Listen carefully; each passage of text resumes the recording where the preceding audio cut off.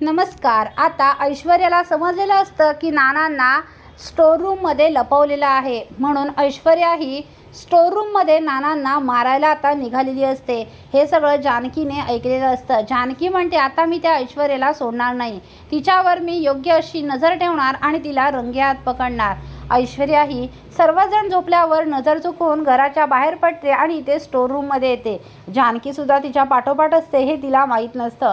जानकी आणि ऋषिकेश दोघंही तिच्या मागे आलेले असतात। आता ऐश्वर्या ही बंदूक घेऊन स्टोर रूममध्ये जाते आणि म्हणते, या म्हाताऱ्याला संपवलंच पाहिजे, नाहीतर हा म्हातारा माझा पुढे जाऊन माझ्या आयुष्यातला सगळ्यात मोठा विलन बनेल, काटा बनेल। हा काटा मला आताच काढून टाकला पाहिजे, म्हणून ती बंदूक घेऊन जाते। आता नानांना तिथे बांधून ठेवलेलं असतं।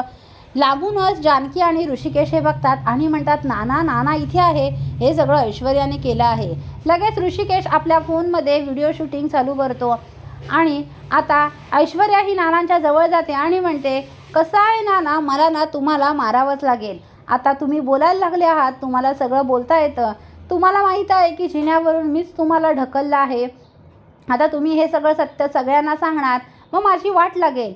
त्यामुळेच मी तुम्हाला किडनॅप केलं होतं। आता किडनॅप करून परत मी तुम्हाला इथे आणलं आहे। आता तुम्हाला मारल्याशिवाय माझ्याकडे दुसरा पर्याय नाही, तुम्हाला मरावंच लागेल, नाहीतर तुम्ही माझी पूर्ण वाट लावून टाकाल।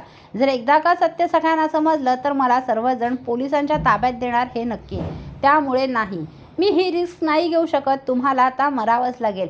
बाय बाय नाना, असं म्हणून ती आता बंदूक नानांच्या डोक्यावर धरते आणि नानांना गोळी घालणार तो जानकी पुढे येते आणि ऐश्वर्याला ढकलून देते आणि ती बंदूक हातात घेते आणि म्हणते, तुझी हिंमत कशी झाली गं नानांना किडनॅप करून ठेवण्याची? आता नानांना मारायला निघालीस? अगं लाज नाही वाटत तुला? असं वागताना अजिबात वाटली नाही आणि किती खोटेपणा केलास, रडण्याचं नाटक केलंस नाना गेले म्हणून।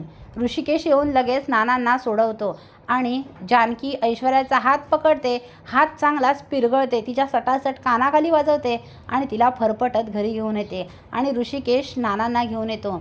सर्वजण झोपलेले असतात, सगळ्यांना जानकी हाका मारून उठवते। आता नानांना घरात जिवंत बघून सगळ्यांना धक्का बसतो। शर्वरी म्हणते, नाना जिवंत आहेत? ऐश्वर्या काहीच बोलत नाही। जानकी म्हणते, बोलली होती ना मी तुम्हाला शर्वरी वंश, नाना जिवंत आहेत, पण तुमचा विश्वास नव्हता। ऋषिकेश म्हणतो, या ऐश्वर्याने त्यांना आपल्या स्टोर रूममध्ये किडनॅप करून ठेवलं होतं आणि ही बंदूक बघा, आणि आता ती बंदूक घेऊन त्यांना मारायला निघाली होती आणि हिनेच नानांना जिन्यावरून ढकलून दिलं आहे, म्हणून तिने नानांना किडनॅप केलं। नाना आता तिचं सत्य सांगतील म्हणून ती घाबरली। तेव्हा ऐश्वर्या म्हणते, खोटं बोलतायत हे सारंग, हे खोटं बोलतायत। तेव्हा ऋषिकेश म्हणतो, खोटं बोलतायत? अगं तू माहीत होतं मला, तू आम्हालाच खोटं ठरवणार म्हणून मी आधीच व्हिडिओ केला आहे, तुझं सगळं रेकॉर्डिंग केलं आहे। ते रेकॉर्डिंग तो सगळ्यांना दाखवतो। आता मात्र ऐश्वर्या ही रंगेहात पकडली गेली असते। ऐश्वर्याचं बिंग फुटलेलं असतं। आता सारंगला सुद्धा खूपच ऐश्वर्याचा राग आलेला असतो।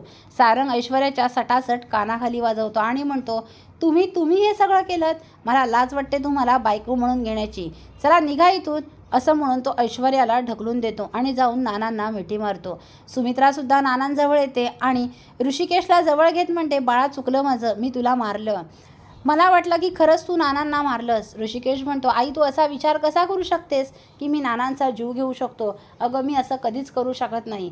आणि सुमित्रा ऋषिकेशला आपल्या मिठीत घेते। ते बघून जानकीला बरं वाटतं। पुढील अपडेट पाहण्यासाठी व्हिडिओला लाईक आणि चॅनलला सबस्क्राईब करायला विसरू नका। थँक्यू।